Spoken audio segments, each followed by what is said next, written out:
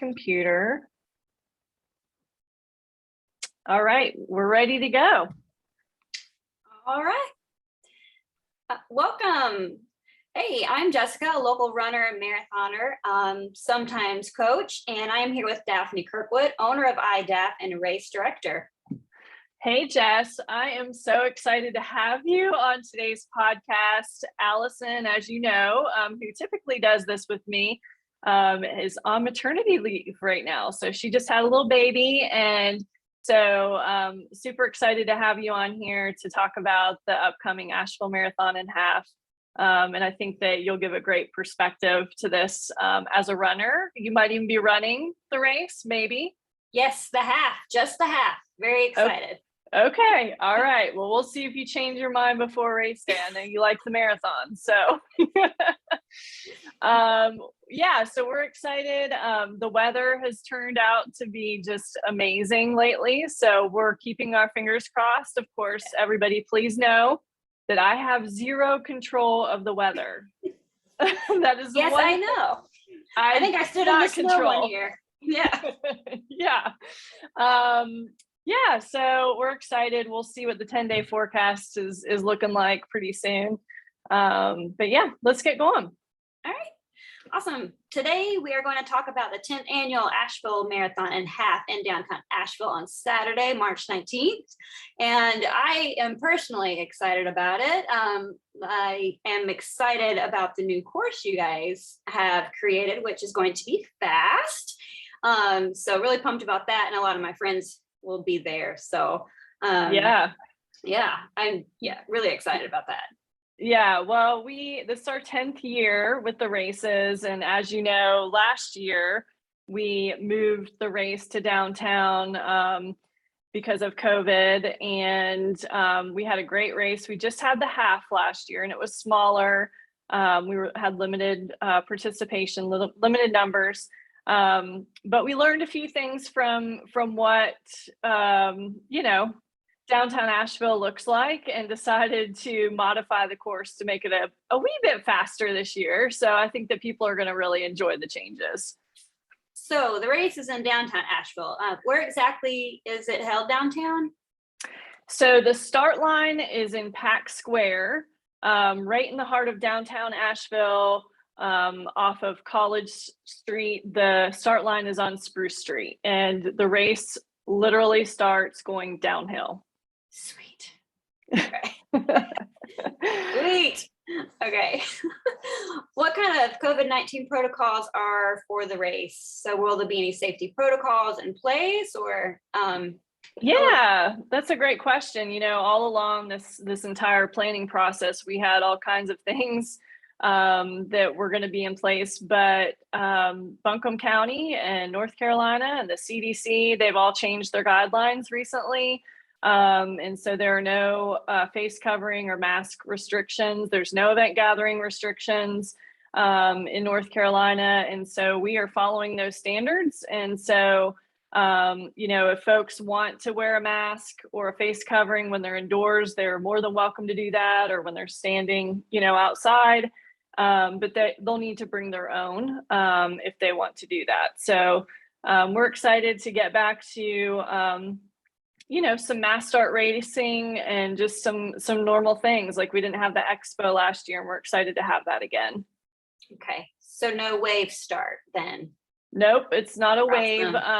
Everybody's going to start at 7:30. Originally, the marathon and half are going to start 30 minutes apart, but we have put them together at 7:30. So that should make people happy that want to run with a marathoner that might be a halfer who wants to do some mileage with their friend or family member who's doing the opposite distance. So runners will actually stay together the first 8 miles, and then the course will split. Okay, cool. Yeah. Mm-hmm. Sweet. So we typically have a charity or nonprofit partner for each of our events. Yes. Who's going to be this year? Yeah, so this year I have lined up Asheville Humane Society, because we love all of our furry friends and what they do for our community of furry friends. And so they will be out there volunteering. They also accept donations online. If you want to donate directly to Asheville Humane Society, they are such an integral part of taking care of the animals that are in the Asheville-Buncombe County region. So we just love them. And then the other one is Hearts with Hands. And Hearts with Hands is a nonprofit that goes into disaster areas. So when there's a hurricane, tornado, things like that, they will go in, they'll deploy their volunteers and their people, and they'll take supplies into those areas. And so they actually need non-perishable items, which we'll talk about, and people can bring those and donate them directly to Hearts with Hands so that they can put them in the boxes that they distribute when they go to these disaster areas. So we're excited to have both of those. Again, donations can be made online when you're registering, or you can go back in and make a donation to them. And they'll both have water stations out there as well on the course. Okay, cool. So can people bring donations to the race or the expo to donate, or should they donate all online, or how can they, what do they need specifically, and how can we donate to Hearts with Hands? Yeah, so we will have a list of everything that's going to be on the event guide, but just think hygiene items, you know, such as canned goods, shampoos, conditioners, soaps, things like that. They can take all of those, and people can donate them at the expo. If they don't come to the expo or they forget, they can bring them to the race start. We're going to have a Hearts with Hands truck there at the race start, so you could bring those items there. You can also take them to the finish line, and we'll have the box truck there that says Hearts with Hands on it, so you can bring them there as well. But we'll put a whole list of things on social media and on the runner guide so that people, when you're out shopping in the next couple weeks, you can pick those things up and bring them.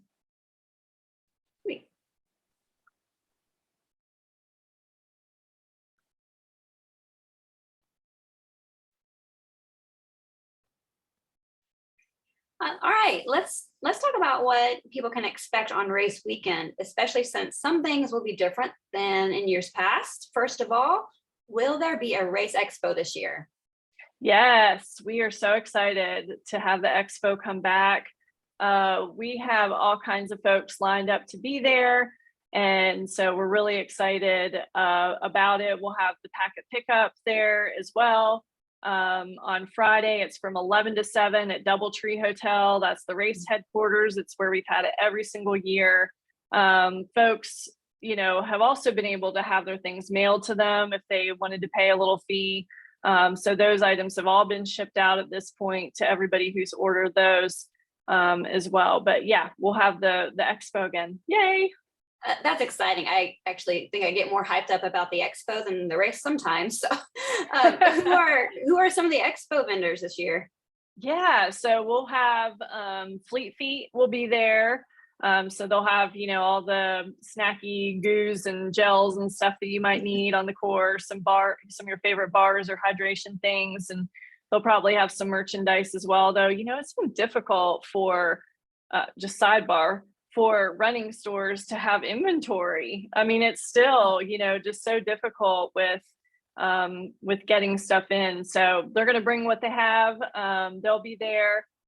Friday Health Plans will be there. Firefly Realty, Hearts with Hands, McKinney Insurance. Let's see, Explore Asheville, Vitally PT, physical therapist that's new to town will be there as well. Green Moose Fuel, Nothing Bundt Cakes. That sounds delicious.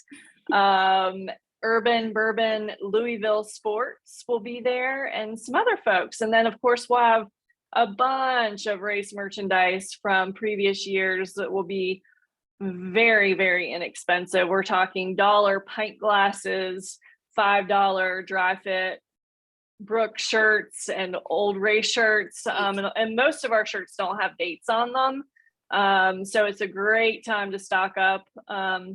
We'll have some Belega socks from previous years that will be $1 to $2, so definitely come there and, you know, bring $20 and you're going to be able to walk out with a bunch of things. So Sweet. it'll be exciting. Yeah. Well, if folks paid to have their stuff mailed to them, can they still come to the expo? Oh yeah, the expo is open to the public, and so you know, people in town can come as well as just participants, and even if folks got their stuff mailed, they can come. Okay, so what about their goodie bags? Can they get those too at the expo? Yes, so goodie bags will be at the expo, and if folks had stuff mailed to them, they can pick their goodie bags up there as well. Or they can pick it up after the race at the finish party if they don't want to come to the expo or aren't in town in time. Oh, okay. So if they already got their shirts mailed and they need to swap a size, can they do that at the expo? Unfortunately, no. We have allocated all of those shirts to the folks who are going to show up. And so if you want to swap out a size, you'll do that after the race, as long as you haven't worn it to race in or washed it. Please don't bring those shirts to exchange. But yeah, you can bring it to exchange after the race at the finish line party. Okay. All right. So what about if they got a race number already and they're planning to drop down to the half? Should they just use their bib, or do they need to switch that out? They need to definitely switch that out. If anybody races with the number and they, drop down from the marathon to the half, or switch from the half to the marathon, which I'm not sure how many people would actually do that, but they might, they would be disqualified. So it's very important that everybody has the right race number on. It says marathon and it says half marathon on the bibs, and the volunteers are also going to be helping direct you based on what that bib looks like and what it says on it. So wearing that bib will have a lot of ripple effects along the way for the day if you don't have the right bib on. So please, there's no shame if you're dropping from the marathon to the half. We will swap that out for you, no problem. If you had your stuff shipped, you can do that at the expo, or you can do that on race morning before you race, but it needs to be done. Okay. So can people still sign up to the race at the expo, a packet pickup? As of right now, yes, we still have spots in both of the races. We'll see as we get closer. If we're full, then we'll post that on social media so folks will know that that's not an option anymore. But as of right now, yes, you can register up until 6:59 p.m. on Friday. So after that, you can't race or you can't sign up to race on Saturday morning. Okay, and they can switch from the full to the half if they need to at the expo. Is that right? Okay. Yes. Yep. All right. Yes, and that'll take place in the room where the race numbers are at, in the packet pickup room. Okay. Will there be packet pickup available on site on race day? Yes, from 6 to 7 a.m.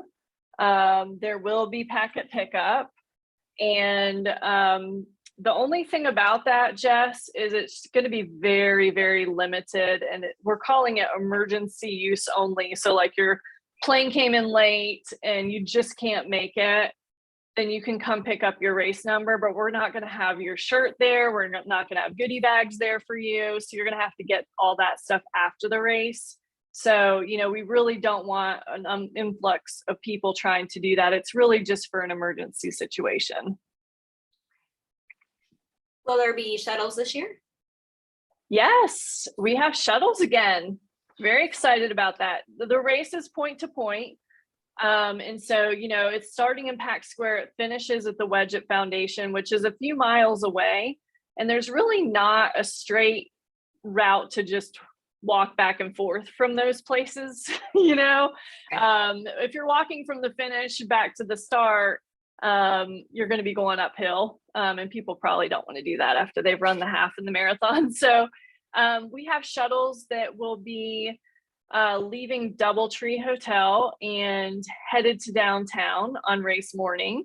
And so if you're staying at Hampton Inn or at Doubletree, and you want a ride on that shuttle to downtown, hop on it.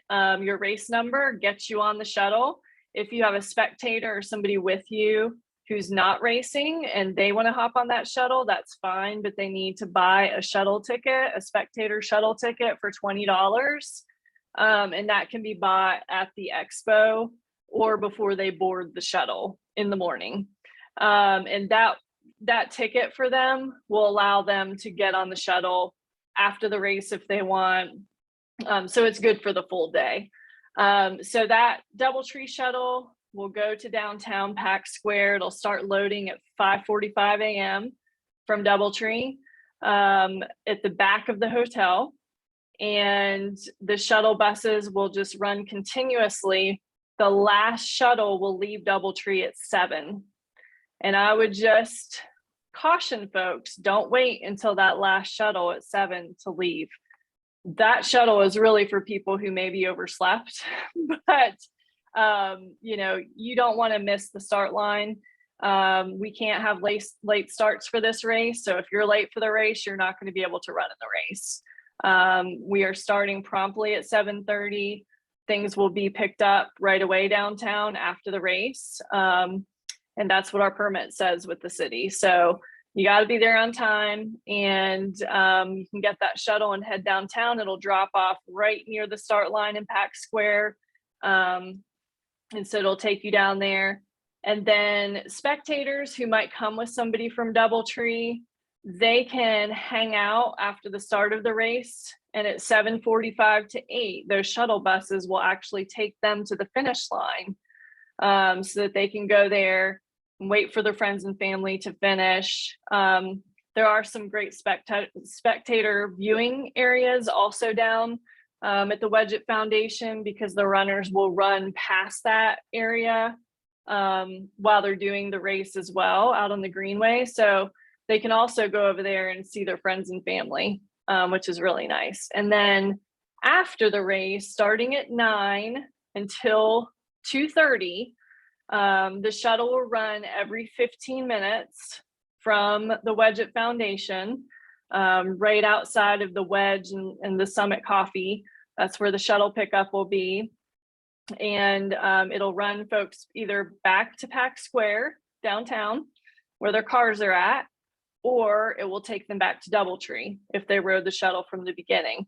So just want to say, there's no shuttle bus in the morning from the finish to the start. There's none. So people that are thinking, oh, I might want to go park at the finish and then get a bus ride to the start and then my car will be at the finish, that's not an option. There's limited parking at the Wedgett Foundation. That's why we have it set up this way with the shuttle buses. So, you're welcome to have a friend or family member take you after the race in the vehicle and go get your car downtown, or however you want to coordinate that. But early in the morning before the race, we won't have shuttles from the finish area to the start. Does that make sense? Yeah. So where can people park, or where should they park? So they're going to park in downtown Asheville. There are multiple parking garages, and we have that information on the runner guide as well. There's street parking all through downtown Asheville as well, but nearby parking garages are Rankin and College Street. Those are the closest ones. But yeah, there's plenty of parking downtown, public parking. Okay. The parking garages, just a quick thought, how much should people expect to pay, or is there a cost for the parking garages? Do you know? I believe there is a parking fee. Sometimes they waive it on the weekends. They did for the resolution run that we had. I don't know if that was just because it was a holiday, but I would expect, to bring $10 with you just in case you need it for parking afterwards. Yeah. Okay. Cool. So after you're parked, what's next? Well, we'll have a coffee cart at the start in case you want to get a little caffeine fix before you get going, or some espresso. So Bare Bones Brew House will be there. We also have lots of porta johns available. Hearts with Hands, like I mentioned, will be there with a box truck where you can take those hygiene and canned good items And then they're also going to take the finisher bags to the finish line. So we haven't talked about that yet, but everybody on their race number has a tear off tab that says gear check, and it has the number that corresponds with their race number. And that can be safety pinned or, tied on with the drawstring onto a bag, and you can put your personal items in there, and we'll take care of it from the Hearts with Hands truck. We'll take it to the finish line for you. And then after the race, you can go to the finisher bag tent and claim that. So we're doing that for folks so that they can stay out, enjoy the party, have fun, and not feel like they have to rush back to get they can change while they're down there in the bathroom. So yeah. Okay, cool. So the gear check is with the Hearts with Hands truck. Yes. Right. Okay. Hygiene items and the bag drop is both in that truck. Yep. Okay, cool. All right, so we're at Pack Square. Your bib, you got to pin it on the front, the outside of your shirt or pants so that you can easily see the number. It's very important that your number is not bent or crinkled up or hidden. It needs to be on the front, visible the entire run. Because you got to get those race photos, right? Is that how they pick your race photo, by your number, right? Yeah, actually nowadays it is, but also just so that the volunteers can guide you along the way. And there will be timing mats as well, different timing mats along the course. And in order for it to read properly, it's going to have to be visible. Okay. All right. Where exactly is the start? Is there going to be like a big start banner or? Yes, we will have start banners there. So you will know once you arrive in downtown. Like I said, it's on Spruce Street and it's right next to Pax Tavern. So if you were in downtown last year, it's not the same start location. It's the street over from it, so that we have more room for the mass start. And then the finish is at the Wedgett Foundation, which is on Foundy Street, Foundy. And it has several other places that are there that we'll talk about that will be at the post-race party too. Okay. Will we have pacers this year? We do have pacers, although our pacers are getting injured, unfortunately. So we've had a few that have gotten injured and we have some vacancies. So if you know people who are interested in pacing, contact us.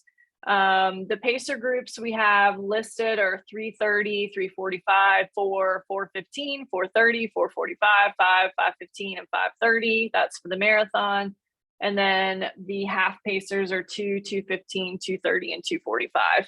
And hopefully we'll be able to have all those groups with people's health and with their injuries, but we will do the very best that we can on that. Yeah. All right. So what is the course like?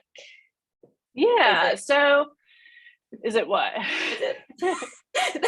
That some course descriptions will say it's mostly flat with rolling hills, and then you like go straight uphill and you're like, this is not a rolling hill. So. Yeah. So, I mean, downtown Asheville is hilly, and just getting out of downtown, there's a few little, I just call them ankle biter hills. I mean, they just sort of roll like this. They're not bad. They're not steep like coming up Klingman like we did last year at all. So, I mean, you're starting downhill. There's a little hill by Biltmore Avenue, and then it just sort of rolls the whole way to Klingman. Klingman Avenue is mile 1. And at mile 1, it's down Klingman, across Haywood Bridge, down onto the Greenway, and then flat as a pancake for the half. The marathon goes up a little hill about mile 9 after it splits from the half up by the transfer station. And then they go into a park and there's a little bit of a downhill and it's a trail. And they come back up that little hill.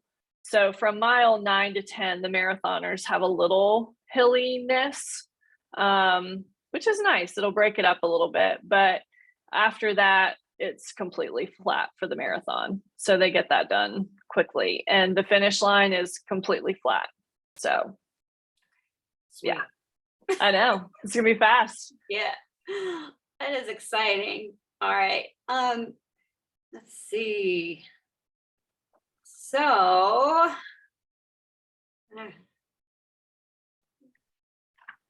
right.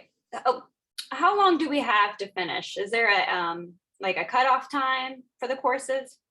Yes, 2 o'clock. 2 Okay. p.m. All And that's for the marathon and the half. So Okay. Got it. halfers, you got plenty of time. All right. Let's talk about course markings and signs. Yes.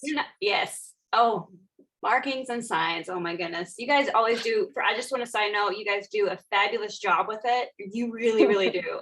I've never been to a race that was not marked well. And I got lost on one of your races, but the signs were there. They were visible. I just guess I was so high on my runner's like high that I just totally missed it and ended up running 10 miles. But it was great. So I remember anyway. that day. You were like, How did I do that? It was great. It was a good run. I don't know. And you and I loved running to music. And headphones, are they allowed at this event? They are, but we ask that you keep it low or maybe one headphone out. You're going to be on a greenway for a lot of the race and in parks and stuff like that. You just want to be able to hear what's going on around you. And we will have lots of yard signs. We'll have route arrow stickers on the ground. We'll have spray chalk, and we'll have lots of volunteers. But the thing is, Jess, people get in the zone, right? The runner zone. I mean, we both have done a bazillion races ourselves, and they just follow the person in front of them. They forget to even look at signs. They're just like, I'm just running along, following whoever's in front of me. You don't know if the person in front of you knows where they're going. You also don't know what race they're doing. So it's super important that you are responsible for yourself when you're running this race, because there are out and back sections that are just for the marathon. And so you really don't want to add extra mileage in there, if you're wanting to do the half. And marathoners, you don't want to skimp and cut the course short and do the half and not the full. So in both ways, you just really have to pay attention and check things out. You can, if you're local, I would say go out, check out the course, download the Ride with GPS on your phone, go ride the course if you want to. I mean, it's going to be new to everybody. We will have, folks on bikes leading the race. We'll also have the pacers as well, but it's really up to people to pay attention to where they need to go. There's going to be, out and backs and stuff. And so it could get confusing to people if they're not paying attention to what they're doing, for sure. So are there some spots on the course we need to pay extra attention to, like certain mile markers? Yes. So the half and the marathon stay together until a little after mile 8. At mile 8, you're going to go through the Humane Creek Park, which is where the boat put-in is, down along the river. So you'll go through that parking lot, and you'll start heading up towards the transfer station on Humane Creek Road. And before the transfer station, the half marathoners turn around. The marathoners go straight. They keep going up, and they're going to do, we needed 2 extra miles, and there's a park over there that's beautiful. So we sent the marathoners up to get 2 extra miles that they need. And they'll come back down that road and then be back with the half marathoners again. So there's that spot. There's also a spot at the end where Amboy Road and Lyman Road meet. You're going to go across a bridge, and you're going to want to stay on the side of the bridge that's closest to the greenway both times. And so there will be police there helping with that as well, but you don't want to cross over the bridge either way, either direction. And then on the return trip, after you've done, I guess for half, it would be about mile 11-ish, and the marathon would be 13 and a half or 14. You'll be back Amboy and Lyman Street across the bridge, and then you'll be getting on the bike lane for a little bit instead of the greenway, so that if there's other traffic coming down the greenway, you guys are on the bike lane. And then the other spot to pay attention to is when the half marathoners turn to go to the finish. It's at the roundabout on Lyman Street. There'll be police there helping you cross the road. The marathoners go straight. They run down past the Rad Gear sign again.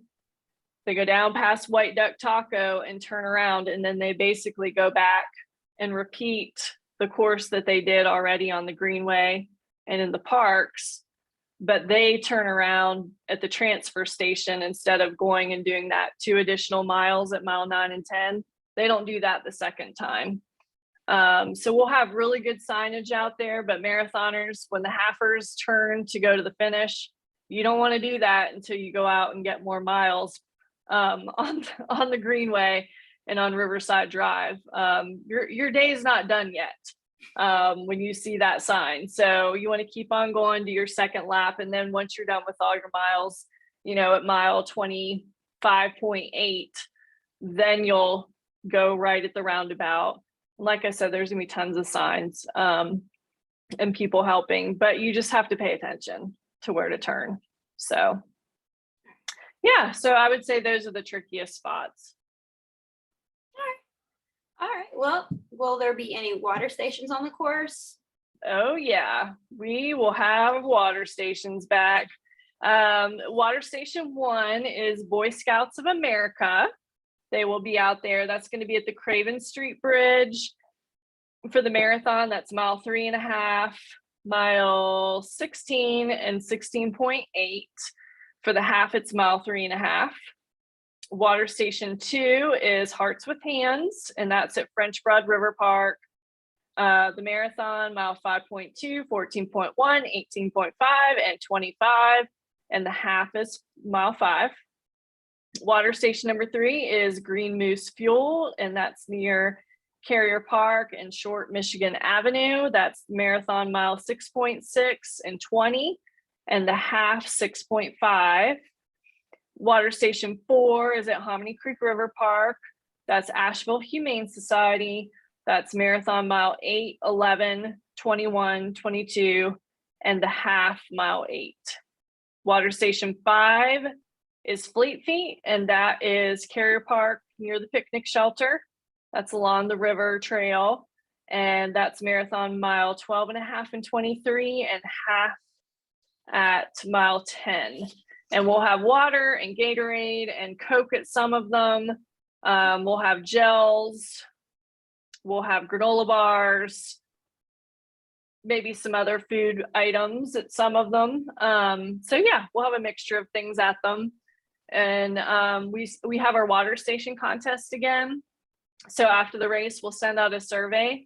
Everybody can vote for their favorite water station, and they will get $500 for their nonprofit, or if they are a for-profit entity, to donate to a nonprofit in town. So a lot of fun, a lot at stake. They're going to go all out. Let me just tell you, I've heard stories of what they're going to do. So have fun with those water stations. They're planning to have a lot of fun. So we'll have some course entertainment, I guess, right? But that, yeah, yes, you'll have course entertainment with them, and then we have some live music on the course as well, which will be new this year. So we're looking forward to having some local artists come out from Asheville and be out there to provide some entertainment along the way. Cool, that's exciting. I like live bands. It always kind of gets a little pep in your step. So oh yeah. Okay, now the all important question. Yes. Will there be restrooms? Yes, lots of them. Yeah, there's actually real restrooms on the course too. So yeah, there'll be porta-johns at every water station. there's going to be porta-johns. So you know that. And as I was reading those water stations, you know, it just reminds me of the out and backs that people are going to be doing. And so, you know, if you don't get the water station as you're going out to mile 16, you can get it when you're coming back at mile 16 and a half, you know. So yes, there'll be plenty of porta-johns out there for people to use. Are there places for spectators to come and cheer?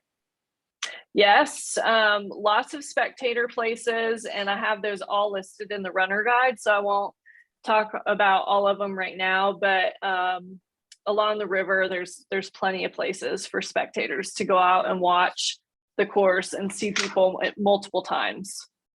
Right. Is the course closed to cars?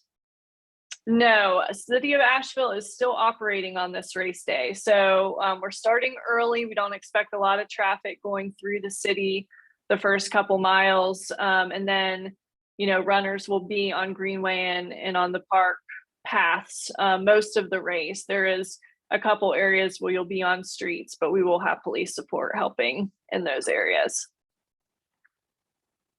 Okay. Also, you know, when you are running, just be conscious about following whatever the signs say for you to do. So if it says runners stay right, runners stay left, follow what those signs say. We put them up for a reason. And so you'll see more of those this time. You might even see some that say runners stay on sidewalk in different sections. So just watch for those too. All right. Okay. So we've made it through the miles, had an awesome race, ran a nice shiny PR and crossed the finish line. Now what? Yeah. Yeah. Well, you're going to grab that golden finisher medal when you cross the finish line. And then it is so pretty. It's a bar of gold. It's amazing. And then Firefly Realty will have water that they're going to hand out to folks. We have a post-race party that's going to be fantabulous. And so that's going to be really fun too. What kind of food and drinks can we expect to consume after all of our hard work? Yeah, that's the magic question, right? Yeah, so we'll have just, you know, regular runner snacky items that people can pick up if they want to, and things like that. But, you know, the good stuff is really at the places that are there on Foundy Street, which is 12 Bones, and there's a food truck there, the Chop House. Summit Coffee also has food. So those places are where you're going to want to get the food. And then everybody has a beer ticket on the race number to take into the Wedgett Foundation and use that. You just have to be 21 and over to use that ticket, but you take that in there and get your free beer, and your race number is good for 10% off at 12 Bones and 25% off at Summit Coffee. So you can get your coffee fix afterwards. They also have some other super yummy drinks in there too, and just hang out. We're gonna have a band.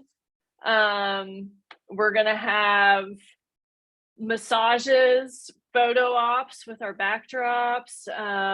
We'll have PT, Vitally PT down there. We'll have the finisher bag tent that I talked about before. Friday health plans will be there, so you can talk with them. Hearts with Hands will be there. We'll just have all kinds of stuff, and then live music as well. We'll have a bluegrass band, so that's going to be just a lot of fun. I love bluegrass, especially live. So now I really cannot wait to go. So I'm very excited about the coffee and bluegrass. I'll give you my beer ticket because I don't like beer, but I'll take the bluegrass and the coffee. 12 Bones.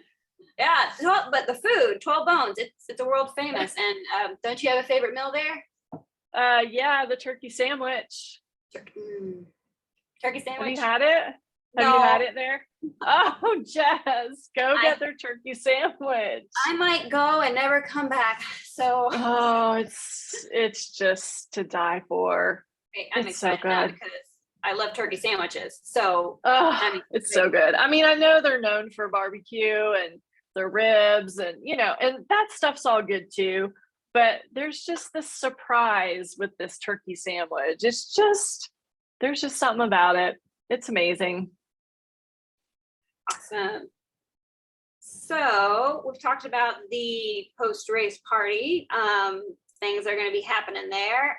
Results will be posted online at the website iDaph.net. And iDaph will have virtual award ceremony this week after the event, and those details will be emailed to all of the participants. So no live award ceremony, virtual. We will do a live one for this year. We'll do virtual awards for the people who are racing virtually. But we will do an award ceremony after the race as well at let's see, I think it's 10:30. Looking at my notes here, 10:30, yes, for the half approximately, and the marathon 11:30 approximately. We will be pulling the times from all of the timing locations on the course, so if there's any delay, it's us reviewing those times. If you don't want to stick around for those awards, that's totally fine. You can pick them up at Fleet Feet on Monday afternoon starting at 3 p.m. So you're more than welcome to do that as well. All right, so what are the prizes? Or how do you how are you doing awards this year? Yeah, so all the age groups and overall they're listed online. But it's 5-year increments for the male, female, overall winners, masters winners, top 3 for both of those. And we're doing some locally made pottery mugs, and then we have gift certificates from several of the partners, Summit Coffee, Fleet Feet. There may be some others that come in as well. And then we have some locally blown glass, wine glass bottles that are smushed, that we've been giving out for years and years. And we have those this year with this year's logo as well. So we've got a variety of prizes. Yes. Do it for the coffee mug. I don't know if you can see. Oh yeah. The off-road series. Yes. Yeah. Do it for the coffee mugs. Yes. I love giving people things that they can use. I just feel like it's fun to be able to use your prizes. It is. Well, you've answered actually a lot of my questions, so I'm excited. Is there anything else? Yeah, I guess I'm looking through my little list here on the runner guide. I wanted to make sure and go over a lot of those things. The one thing you mentioned about race photos, and we will have a couple photographers on the course. But we can't guarantee that everybody's going to get a race photo. So if you really want your photo on the course running, we would suggest you have a family member, out there perched to get photos of you. We'll do our very best to get as many as we possibly can. But we might not be able to get them all. So I just wanted to mention that. And then, it takes time to process all the photos. And so one of the big questions we get after a race is, are the photos ready? Like the day of the race. And the poor photographers have been out there for hours doing the photos, and then editing them, and all of that takes time, and then uploading them is very slow actually on softwares. It's not a speedy process. So I would say by middle to the end of the week, we'll have them on Race Roster, the ones that they're edited, and people can go in, type in their bib number and look for them. And then I'm sure that there'll be some that don't have the bib number recognized on there, and you can look through those too, but it takes some time. So it won't be race day when they're done. And the other thing I wanted to mention, have you heard about the Appalachian Trilogy yet, Jess? Yeah, I think run 3 of your hats and you get a super cool. Yeah. Cool. So we started it last year and it was such a hit, and so we're doing it again this year. So you just run 3 out of the 4 half marathons that we're putting on this year. We have a new half in 10K, which is in June 12th. The Rad Half, which stands for River Arts District, half, okay. and 10K. And so that's in Asheville. It's going to be the same half marathon course is the one people are doing here. So they can go out and try to better their time. It's pretty cool because you can go back and you can, you know, see if you can better it in a couple months. And then we have, let's see. Oh, I skipped the May one.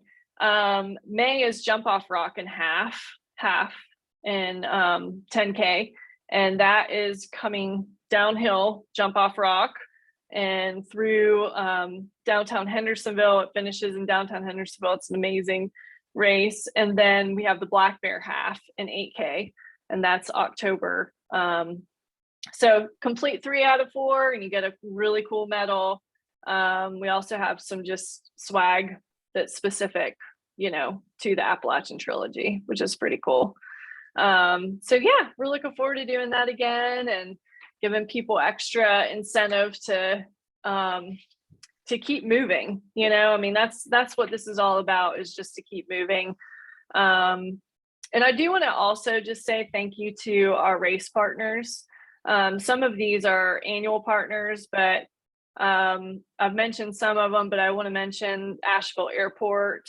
Asheville School is a huge part of this. Biltmore Farms Hotels, Doubletree, Hampton Inn, Residence Inn. I mean, they've been with us since the very beginning. Been just so supportive of this race. And then we have the Epsom Salt Council, who is new. So you'll look for some Epsom salts in your race bag. So that's pretty neat. Yeah, to unwind. Friday Health Plans, First Bank has been amazing this year. McKinney Insurance. We also have Southern Appalachian Anglers. If you've never been fly fishing before, I highly recommend going with them. I went last year and had an absolute blast. I knew nothing about fly fishing. And I caught fish all day long. It was just such a blast. And they're awesome people. So they've been part of the race a really long time. They're a lot of fun. And then Ruler Health Coaching is also a partner this year. So we've got some good ones and really excited to have so many awesome people involved with the race this year. It takes a whole community to put something like this together. So I can't imagine. I can't even get like my morning routine down by myself. So you are fabulous and you're fabulous. And I'm really excited. So yeah, this is going to be fun. Oh, did I tell you that the courses are certified as well? Oh, no, I think I was looking that up and I didn't see the information yesterday. So yeah. So we had recertified the other courses where we thought we were going to be, and then switched in January to downtown to our backup location. And you know, it was really important for me for people to know that the course they're running on is exactly the distance that they signed up for, you know. And so you know, hundreds of hours were spent doing this with me and a fellow here in our community. And, you know, we're just really excited that both the half and the marathon are certified. That means you can break course records, you can qualify for Boston, and you can know that the distance you're running is exactly the distance. I will say though, every time that I went on the course and did the certification, I wore my watch that has, I have an Apple Watch, and every single time I would lose GPS signal in the French Broad River Park, just for a little blip. And so every time when I finished, my mileage would be short. It wouldn't be the distance. And so just keep in mind, if you finish and you're at 25.8 or 26.9, it's because your GPS has gone wonky on the course. We are in the mountains of Western North Carolina. We have measured every single detail, every mile of that course. And it has to be exact twice, and we did it 4 times. So It's measured, and we know that it is, and so you can be confident in that. So just, the GPS stuff doesn't always work properly. Just a little note. That's good information, actually. Yeah, because we runners, we panic. It's got to be. Oh yeah, I've seen people over the years. They'll look at their watch and they'll say, I'm at 25.8. I got to keep running. And so they'll keep running past the finish line, and I'm like, I guarantee you it's 26.2, but they want to have that on the watch so they can put it on Strava and ride with, so they can put it online, and that's fine. If you want to keep running, if it's not exact on your watch, I get it. You can totally do that, but you're running extra mileage, so just know that. That's funny. Oh, it is funny, but it's reality in race directors world. So, oh man.